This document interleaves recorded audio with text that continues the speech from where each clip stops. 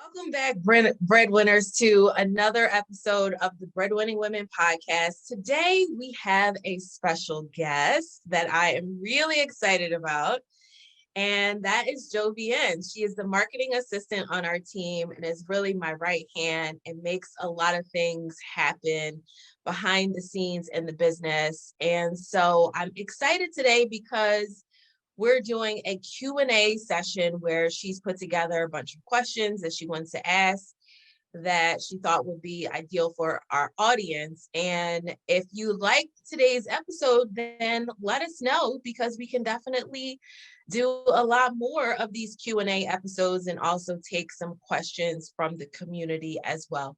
So without further ado, let's go ahead and kick off today's show. Welcome, Jovien. Yes. Hey, Jamila. I'm so excited to, finally be here. I know that not usually, but all of the time I'm on the back end of the podcast. I'm just really excited to be, in the front end interviewing you. So this is a new experience. I'm just really excited. So let's get going. Okay, let's do it. Okay. So for my first question, so I know that you have already mentioned this before, actually here on the podcast as well. You mentioned that you were actually an introvert. So I know it's a different vibe or dynamic when it comes to talking with clients or potential clients, but what does it feel like having to show up daily to team members or being visible to the public, especially on webinars or lives with other people as an introvert, energy-wise? Yeah, that's a great question. So I definitely am an introvert and do recharge inward as opposed to outward. And it's funny because I've really started to think of myself and wonder, am I becoming what they call I think it's called an ambivert, when you are like a little bit introverted, a little bit extroverted. Mm-hmm. I don't know. I definitely still recharge inward, but for me, and being in front of an audience, it really lights me up. It's something that I feel like is more of a talent or like a God gift. It's something that I do very naturally. So I don't feel nervous typically being in front of audiences or speaking on the podcast, or I've had the opportunity to speak to really large crowds of thousands of people as a speaker on different conference stages. And all of that, oddly enough, comes very naturally. It's really in group conversations that feels a little bit more like I get nervous. Like if I'm in a group of, let's say, 10 people, more so in a business environment than in a casual environment, I'm typically okay. I kind of observe and then insert myself where I, feel comfortable. But if I'm talking in a group of environment, I get more nervous. Or also the place where I get nervous too is going live on Instagram. Freaks me out. I don't know why. I don't mind going live inside of our group, but something about Instagram just feels like here's what I imagine. I imagine that I'm like in the center of town and I'm on a stage and anybody can walk by and hear me. It feels like I'm standing up there naked. Like literally, that's how it feels. So it's been a very interesting journey for me. I would say for other people who are introverted or who may struggle with visibility, it's really important to just develop the practice of doing it. I like, that we've all heard that saying, like, do it scared or feel the fear and do it anyway. I always encourage people to just practice it, because the only way that you're going to get comfortable or overcome it is by actually doing it. Like there's no other way around it. And so that has been what really helps me. But in terms of like doing master classes or workshops or any of those things, it really I feel like I'm in my gift, and in my gifting, it does not feel as difficult as it does as doing things publicly. Well, that's really great. I like to call those types of introverts like you, like extroverted introverts, like the ones that can recharge with other people. So yeah, you did mention about recharging. So I also would like to know, I know that there are some times when it feels super busy and tiring, especially during our launches, or even just usual days like these when there are lots of client calls in the week. So how do you keep yourself motivated at those times? One of the things that I like to do, Jovien, is have an arsenal of things that I can go to. I don't have this anymore just because I changed phones, but I used to have on my phone, and I talk about this in my book, From Pain to Power, a list called Things to Do When You're Feeling Blue.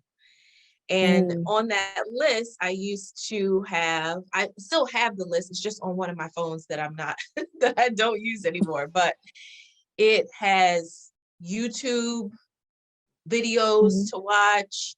It has songs that are my go-to songs to listen to.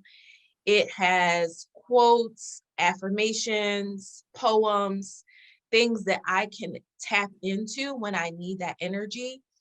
I like to keep things around me. Like, I have some love notes that clients have written me mhm, that I have received as cards, and I keep those on my desk or nearby so that I'm constantly reminded of the why behind what we do.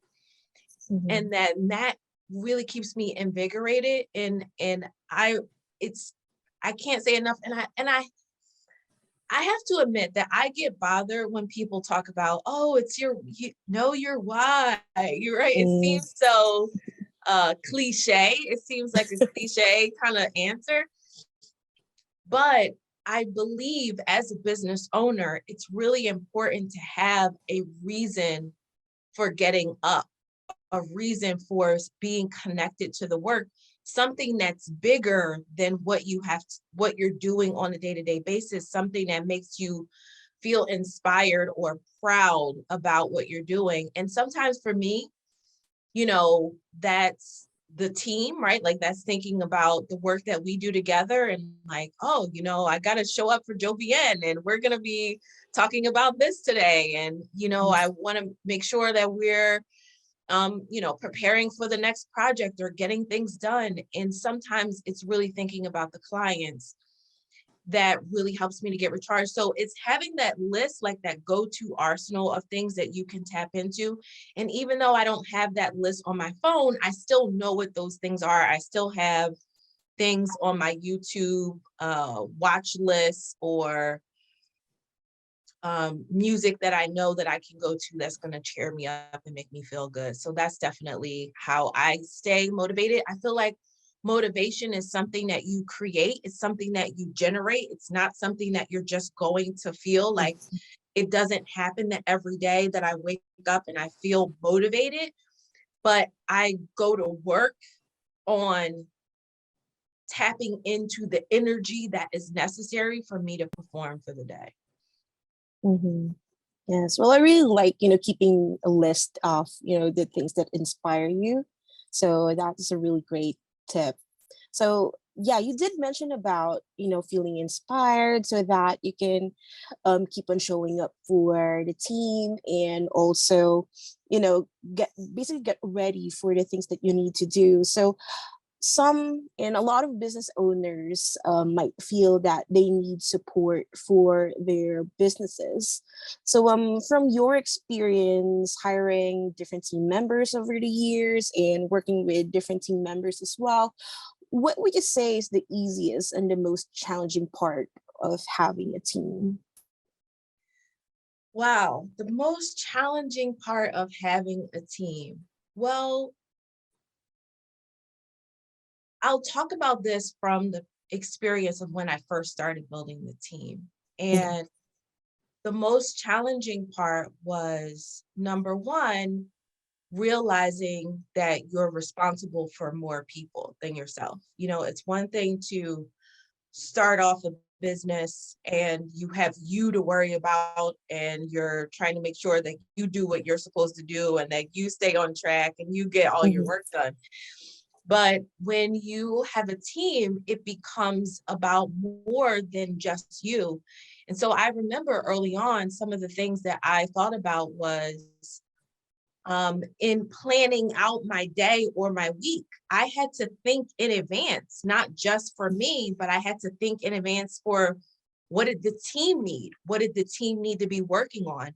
So you can no longer just operate where you're starting the day kind of winging it, like thinking about only yourself, but you have to adopt the mindset of planning ahead so that you're thinking, where does the team need to be 3 weeks from now, 3 months from now, six Mhm. months from now? And you have to be thinking ahead and planning like that as the CEO and leader for the team, because the more people you enlist, it's funny, it seems for some reason that things would go faster, but in some ways it slows down. Like when you have more people, you got to disseminate the information to everyone, and everyone has to be on the same page, and there's more conversation and communication. And so some things you can get done faster, but some things take a little bit more time to coordinate with everyone that's on the team. And so it's really critical to be thinking ahead. That was one of the biggest things that I learned, being able to think and plan ahead. That was a really, really challenging one. And I'm trying to think of anything else that was really tough in the beginning stages of, oh, okay, something that I talk about frequently with our clients is delegation communication, Mhm. and making sure that you are communicating clearly to team members the results of what you're looking for.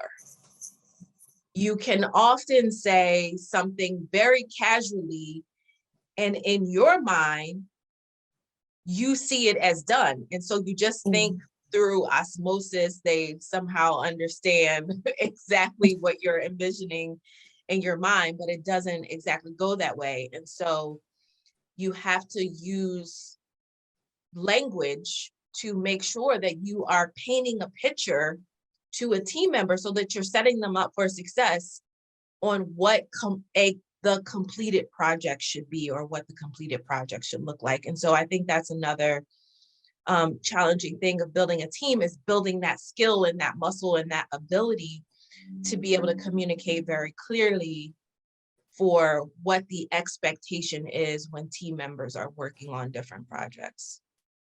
Mhm. Yeah, that's really great. And I don't get you on that. So, what about the easiest parts of when you already have established a team?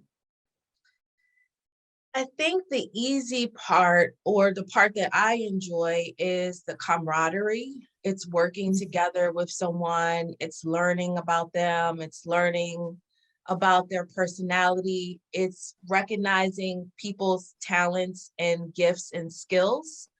Because and this is true even for you, Jovien, like where a person starts on the team, they grow and evolve. They can grow and Mhm. evolve into other roles and positions. Jovien started out as a graphic designer for us, and now she's a marketing assistant. And, you know, I'm sure in a few years she'll be, you know, managing a team of people that are running marketing for us. And so it's really interesting to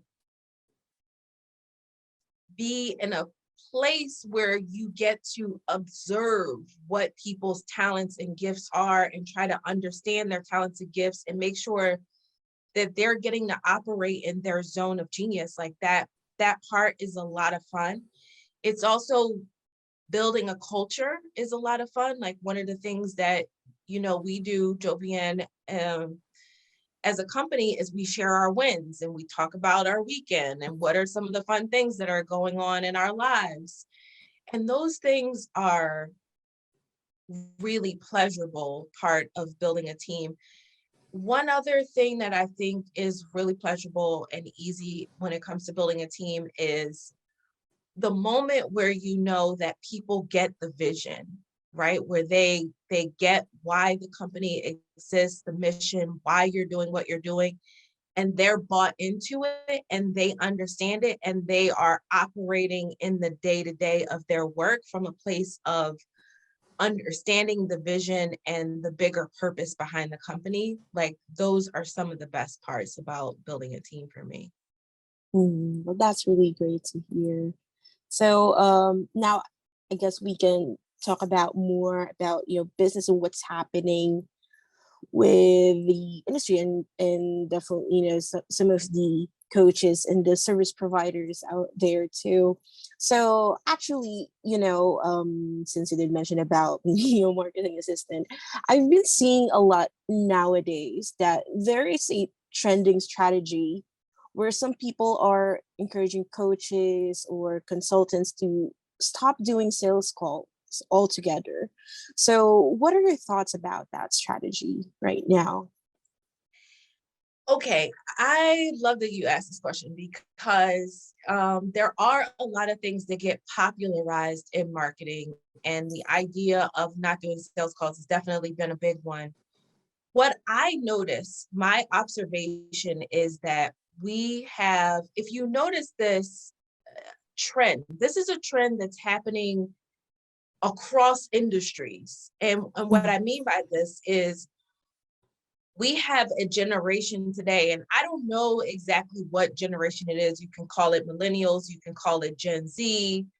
I'm a Gen Xer. And so what I've noticed is that we have generations today that were brought up in a very digital society. And so there's a lot more, excuse me, communication that's happening on a device than it is human to human. It's you Mhm. I've literally seen people out at dinner together on both people on the phone. And it's like you're what are you doing? Like you're sitting there Mhm. having a meal together and everyone's head down on the phones. What I feel is that we have a generation or generations of people that are very digital. And so talking to people doesn't come as naturally or feel as naturally or communicating through devices. And so we have seen across industries things shift from customer service telephone calls to customer service chat, Yes. uh, and people wanting to communicate or self-service, right? Like more do-it-yourself options, right? Happening even in the stores. I'm like, I don't even work here. I got to check out. I got to bag my own stuff, right? Like, it's a shift that's happening in society. So I understand it because there are people that feel more comfortable communicating in the DMs than they do having a telephone call. But I am a firm believer that having sales calls is a strategy that works. It is a timeless strategy. And what I've even noticed happening right now in the marketplace is a lot of people who were once doing the DMs or who were preaching about no sales calls or getting away from communicating with clients are now circling back and going back to utilizing sales calls or hiring sales teams if they don't want to do it themselves in order to make sure that they can close people over the phone. People, especially depending on the price point of what you're purchasing, we have a very sophisticated consumer today. Like they're very intelligent.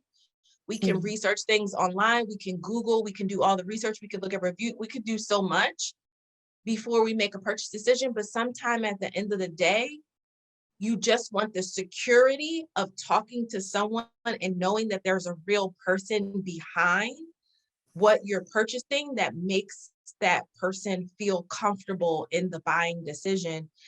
And I don't think that's ever going to go away. We're just never going to get to a point where people completely feel comfortable making certain purchases, especially depending on the dollar amount of the purchase. A high end purchase, they want the security of actually talking to a person. And so I believe that if you learn how to close clients over the phone, it is a skill that will allow you to become great at sales, whether or not you continue to close over the phone, whether you continue to close in the DMs, whether you are writing sales pages or sales emails or anything that you're doing from a sales perspective. If you know how to have a great conversation with a person that helps to understand what their needs are and can get them to a buying decision, you are going to be winning at business hands down for years to come. Mhm. Yeah, well, that's really great. You did mention about making high-end sales through calls, which again, from what you mentioned, is definitely still the best way to close clients. So you mentioned about high-end sales. So actually for a company, for our offer, we attract and support high-end clients, and we also encourage them to attract high-end clients too for their services. So this is for the coaches and the service providers. So for you, what does it mean for you to be high-end? So high end to me means that you are providing a premium level of service, that you are really dialed into creating a great client experience. It means that you are pricing your services at a price point that is more than $1,000. And people would argue that that's low end. I mean, for me, I would say high end is like, someone's paying, $1,000 or more, for example, per month to work with you. There are a lot of people who would say, oh, Jamila, that's low end, like high end is like $50,000, right? But it's that people are paying a premium to work with you and that you show up as a premium service provider in what you do, especially when it comes to an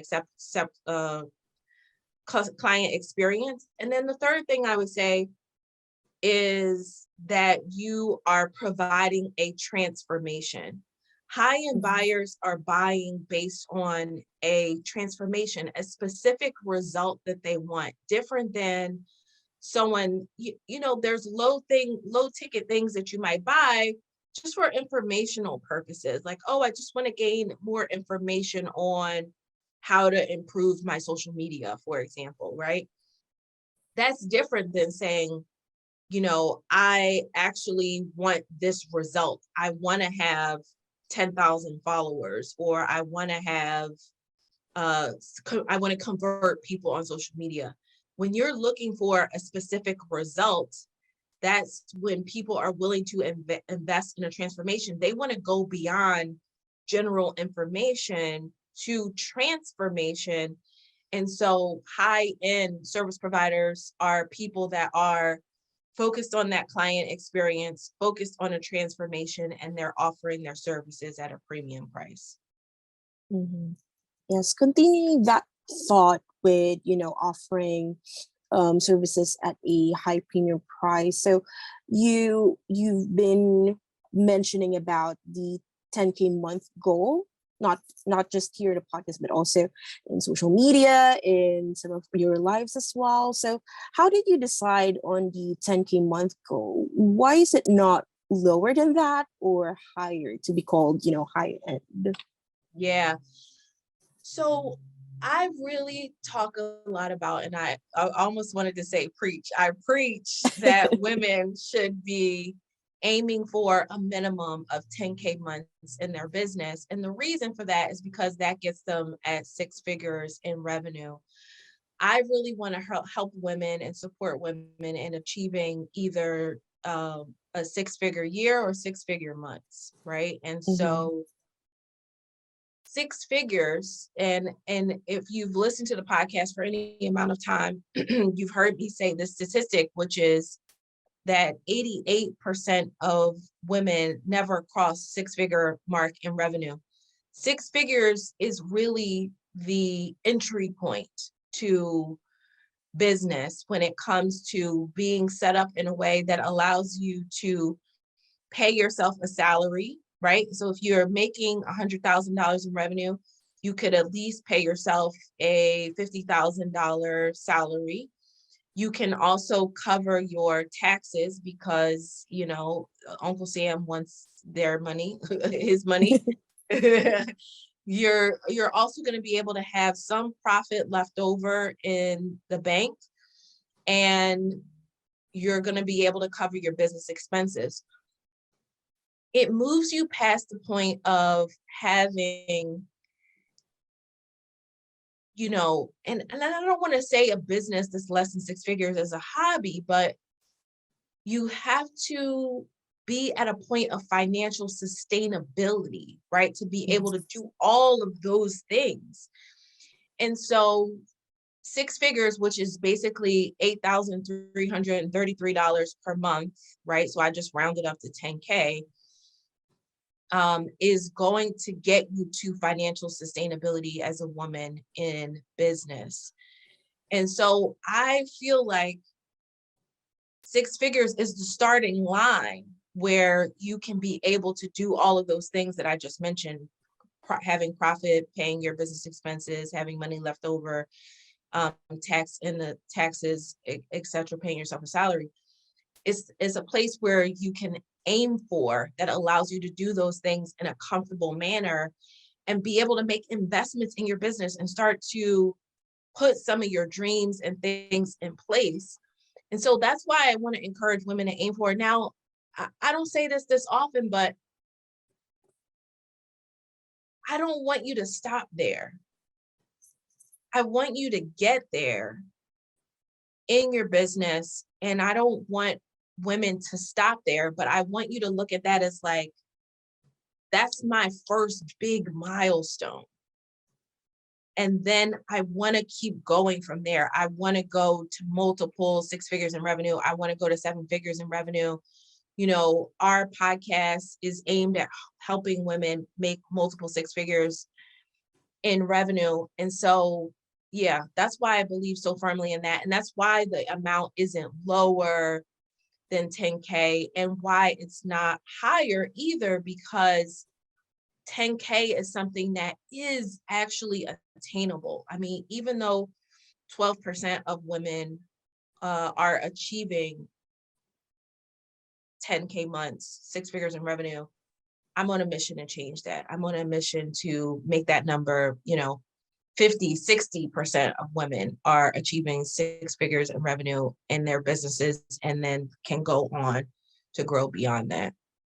Well, that's a really nice thought. And actually speaking on, the mission of making or having more women cross that multiple six-figure mark and having, a higher percentage than the 12% that you mentioned. So I know we both have a group offer, which is the Breadwinners Mastermind in our private one-to-one coaching, which actually helps women to reach the multiple six-figure revenue goal.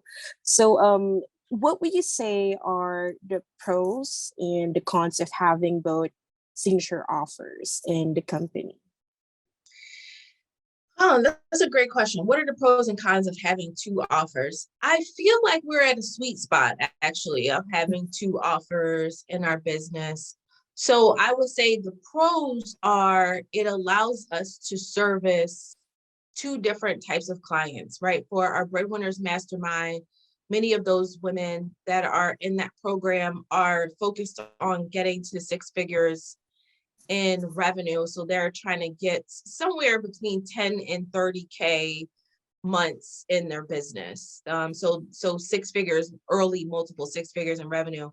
I would say most of the women that are working with us on the private client side of our business most of them have already achieved six figures in their business or are currently doing multiple six figures in revenue. And they are primarily focused on getting their systems in place or building out their back end operations. And so they're just at a little bit of a different place in their business. Like I've seen people on our private client side of the business start working with us and they have an unproductive team member. They go from letting that team member go to hiring somebody else to, having multiple people on their team. So the pro side of it is that we are really being able to service people on multiple levels. They can get in and work with us where their business best fits. Let me see if I see a con side of, well, I think this is true for when you have multiple offers in general. When you have multiple offers, you have to figure out how to market and sell both offers. And the way that you market and sell both offers is not usually the same, right? And so you may have one sales and marketing process for one offer, like the way that we acquire clients for our private client side of the business, people that are working with us on a one-on-one basis, is very different than the way that we market and sell to clients that are coming in through the Breadwinners Mastermind. I feel like it's the more offers that you have in your business, the more it can potentially complicate the business in terms of your back end systems and processes and the work that you have to do, which is why I'm always encouraging people to figure out how to put all of your talents and your gifts into one business, as opposed to having multiple businesses or having 5, 6, 7, 8 different offers that you're putting out in the world, because it can be very difficult to manage all of those sales and marketing channels. So I would say those are the main pros and cons of each. Mhm. Okay. So just going or a little bit of a deep dive of the core business systems that we actually teach or inside Breadwinners Mastermind and the one-to-one coaching. So actually one of our core business systems is having a productive workflow, specifically having daily routines and priority blocking your calendar. So if there's something that you'd like to change or improve on your own daily routines or blocks, what would that be? That's a great question. So for me, here's what I would say. My daily routine has changed drastically since the pandemic. And so I would say pre-pandemic, I was a super early riser. I would be listening to a motivational video in the morning. We would have our daily huddle by 8 a.m., right? Like my day was super early. Since the pandemic and also dealing with some of the health challenges that I've had over the past, year or so, that has changed for me. So I'm getting up later than what I used to get up. And I think during the pandemic, it was like, what are you up so early for? Where are you going? What are you like, what's the rush? There's We're just nothing to gonna do. right. It's nothing to do. Damn house all day. Like, why are you rushing to get today? But I actually miss that. Like, I do feel like I am very much I feel better about my day when I'm starting super early. And it's been difficult for me to develop my sleeping patterns back, like to get to a level of rest in my sleep that allows me to have that same level of early morning, like I'm up, 6:30, 7 o'clock, like ready to rock. It's been challenging to get back to that. So if I would say there's something that I would change about my morning routine, it would definitely be like my ideal would be, you know, getting back to a place where I'm getting up super early, maybe even working out in the morning. I got a elliptical machine during the height of the pandemic so that I could keep up with my exercise. It would be being able to like do a workout. I have this whole dream vision of like, Jamila at her best self. I get up, I work out, get the day going, have our morning huddle, and then the day goes on from there. And it's been really tough for me to get back to a place of doing that, but I'm working on it. And so that would probably be the number one thing that I would change. I think the other thing that I realized in terms of routines that I have lost, and I'm just trying to figure out how I lost this. I don't know where it went away, but I used to read a lot of books on audio. Mm. And I mostly feel like that was happening in the car, but I don't even know where I was going because I wasn't driving to work, right? Like I wasn't Yes. driving to work when I had a physical office in my city. I was taking the train there. So maybe it was on the train. I would listen to audio book. And now I just don't feel like I have that time to read all those books. I had all these big book goals for Me too. this year. I'm like, I don't know what the hell happened to them book goals. I got about 2-3 books done this year compared to the like 40 books that I was planning to read. So I'm going to try to get ahead for December, but get ahead this December for next year. But those were the big things for me, I would say, just like getting back to working out on a regimen. I literally had to rehire my trainer so that I could have some accountability in terms of working out, because even though I have this damn elliptical in my house, I'm not getting on it because I haven't been able to figure out the time of like when I'm gonna get on there and work out. So I want to get back to that in terms of my routine, getting back to my reading in terms of my routine, and getting back to early rising, I think would be some things that I would change. Well, I'm really glad that you're already working on, changing some of those routines. And, I believe in you. I believe in you, continuing those goals. I mean, you did mention about the goals, so I'll try to keep up with my goals as well. So the beauty with routines is that you can definitely restart whenever you can. Yeah. So yeah. And I guess this is my last question and probably my most favorite question that I have prepared for you today, Jamila. So our brand circles around being a breadwinner. So we, have that brand, not just on our socials, but also, of course, with the title of our podcast, Breadwinning Women. So what would you really like to change about people's conception of being a breadwinner? What is being a breadwinner mean to you? I love this question. For me, I believe the word breadwinner has been popularized. So let me just start with like the actual definition. The actual definition of breadwinner is a person who makes a lot of money to support a family. I believe that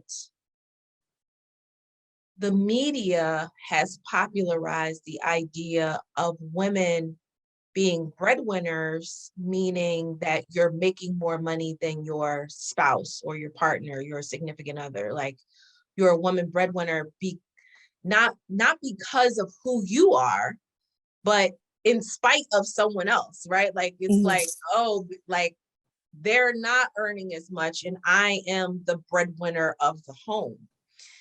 And I really want to flip that cultural conditioning on its head and really think about women being breadwinners because of who they are, specifically through the lens of business.